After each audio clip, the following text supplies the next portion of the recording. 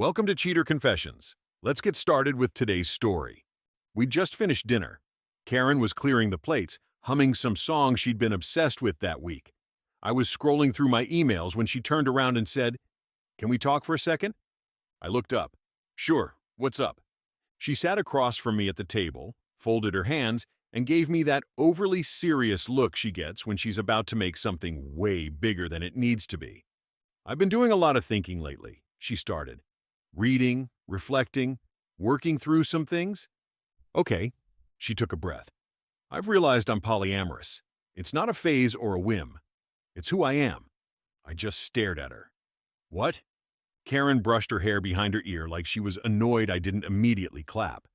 "It's something I've known deep down for a long time. I just never felt safe enough to be open about it."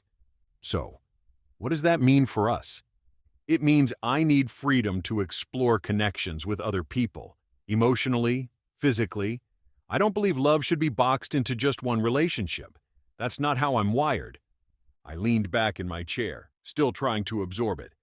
"So you want to date other people while we're still together?" "I don't want to. I am going to. And I'd like you to be okay with that." "You're giving me a choice?" Karen shook her head. "No, I'm telling you what's true for me. If you can't accept it, that's your decision. But I won't keep living a lie just to make you comfortable." "And is there someone already?" I asked. She hesitated. "His name's Julian. He works with me. We've been talking, connecting. So this is already in motion. It's ethical if I'm honest with you, and I am being honest now. I need you to evolve with me, Henry, or this won't work." I looked at her steady. "Okay," I said. "I accept it." Her face lit up. "Really? Really?" But I didn't say what I was accepting, not out loud. Karen was glowing the next morning. She made coffee, played music in the kitchen, and kissed me on the cheek like everything was normal. "Thank you for being open-minded," she said. "This is going to be good for us." I nodded and took a sip. "So, how does this work?" She perked up, excited to educate me. "There are a few ground rules I think we should follow. Protection always, obviously. No dating people we both know. And full transparency. We keep each other in the loop. No secrets." "Sounds fair," I said. She smiled like I'd passed a test. "You're handling this way better than I thought." She went out that night. Told me she and Julian were going to a poetry reading downtown. I said, "Cool, have fun." She left wearing a dress I hadn't seen in months. I stayed home, watched a movie, tried to pretend it didn't feel like she just ripped a hole in our relationship and called it growth. 3 days later, her cousin Natalie showed up. Karen had mentioned she might stop by, said she was in between apartments after a breakup. I didn't expect her to stay more than a night or two. She brought one suitcase and an exhausted look. "Hey," she said when she walked in. "Thanks for letting me crash here. Karen said it was fine." "It's no problem," I said. "Couch is all yours, unless you want the guest room." She blinked. "You guys have a guest room?" "Yeah, Karen keeps her yoga stuff in there, but I'll move it." Natalie smiled. "You're already more considerate than my ex." She moved in that night. Karen didn't get home until nearly midnight. Lipstick smudged, the perfume stronger than usual. She said Julian had taken her to dinner after the reading. "His energy is just so pure," she gushed. Natalie and I exchanged a glance. Karen didn't notice. The first week, Natalie mostly kept to herself. She worked remotely, wore headphones all day, and cooked her own meals. Quiet, respectful. But she saw everything. Karen, meanwhile, was in full romantic bloom. She talked about Julian constantly, his soulful presence, his poetic masculinity, whatever that means. She was out with him too, sometimes 3 nights a week. One night, I was fixing the sink. Natalie leaned on the counter nearby, sipping tea. "She doesn't ask where you're going," she said. I looked up. "What?" "She doesn't ask where you're going or who you're talking to. Not once." I shrugged. "She's got Julian now." Natalie hesitated. "You okay with that?" I told her I accepted. "That's not what I asked." I tightened the handle. "Doesn't really matter what I feel. She made her choice. I'm just playing along." Natalie gave me a long look. "You're a better actor than I thought." After that, we started talking more. Casual at first. Shows we liked, food preferences, and dumb childhood stories. Then deeper. Her ex had cheated on her with someone from his gym, ghosted her emotionally for 6 months before finally leaving. "You start questioning if you were ever actually chosen," she said one night while we sat on the back porch, "or just the one that was there." I didn't say much, just nodded. I knew exactly what she meant. Karen came home late that night, humming some song Julian had introduced her to. She didn't even notice us out there. The next evening, Natalie cooked dinner for both of us. Karen was out again. We ate together at the table where Karen had dropped her polyamory bomb. Natalie was quiet, but calm.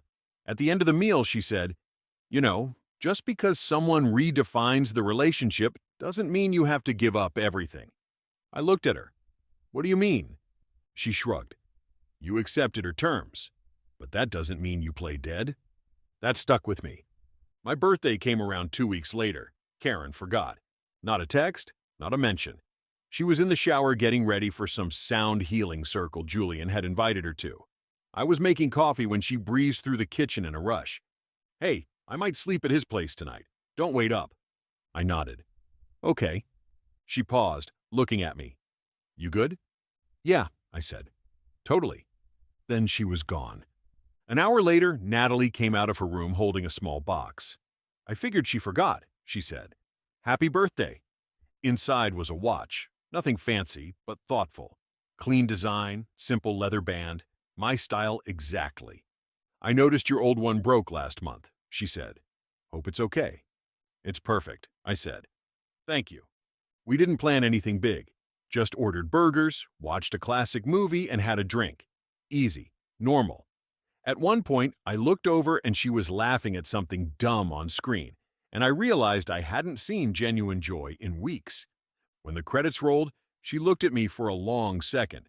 "You deserve better than all this, Henry." I didn't answer, just leaned in and kissed her. She didn't pull away. The next morning, I told Karen I had started seeing someone. I said it calmly, over breakfast, the same way she had made her announcement weeks ago. She froze. "You're serious?" "Yeah." Her tone changed fast. "Who is she?" "I'd rather not say yet." "That's not transparency, Henry. We said no secrets." "You also said no dating people we both know." She narrowed her eyes. "So it is someone I know?" I didn't answer. She stared at me for a beat too long, then grabbed her bag and left without another word. Karen found out on a Sunday. She'd gotten back early from some farmer's market thing with Julian. I was out running errands. Natalie was home, folding laundry in the living room. She was wearing the watch I'd given her the night before. Karen walked in and froze. "Is that Henry's watch?"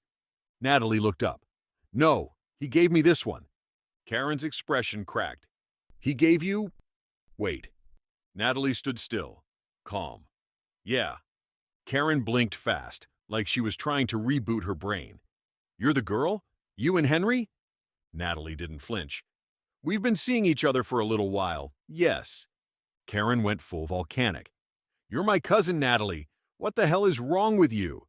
Natalie kept her voice even. "You moved into this house, started sleeping with your coworker, and left Henry to rot in the background. I didn't plan this. It happened." Karen turned toward the door as I walked in with groceries. She looked like she'd swallowed a light socket. "You're dating her?" she shouted. "You picked her?" I set the bags down. "I didn't pick anyone. I accepted what you said. You wanted to explore other connections. So did I. With my family? You made rules. I followed them.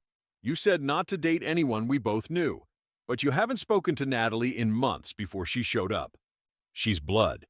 She's also the only one who noticed my birthday." Karen stood there breathing hard, hands clenched. "This is betrayal. It's beyond messed up." "You can call it what you want," I said. "You told me to accept who you are. I did. Now I'm accepting who I am too." She glared at Natalie. "You two are disgusting." Natalie raised an eyebrow. "You can chant about self-love and open connections all day, but if the rules only apply when you benefit from them, they're not principles. They're control." Karen stormed out. She went quiet for about a week. Then the online posts started. She didn't name us directly, but the captions weren't subtle. Stuff like, Funny how accepting polyamory turns into dating your girlfriend's cousin. Some people weaponize consent to justify betrayal. The comments were mixed. A few of her friends hyped her up. Most people stayed neutral, and some asked questions she clearly didn't want to answer. One person replied, "Didn't you start dating someone else first, though?" Another said, "Poly doesn't mean you control who they fall for." Within days, she deleted the posts, but screenshots had already started circulating in the friend group. Then came the therapy suggestion. Karen cornered me in the kitchen while Natalie was out. "I think we should go to a poly-friendly couples counselor, just to navigate boundaries better." "We're not a couple anymore," I said. "You said you accepted it."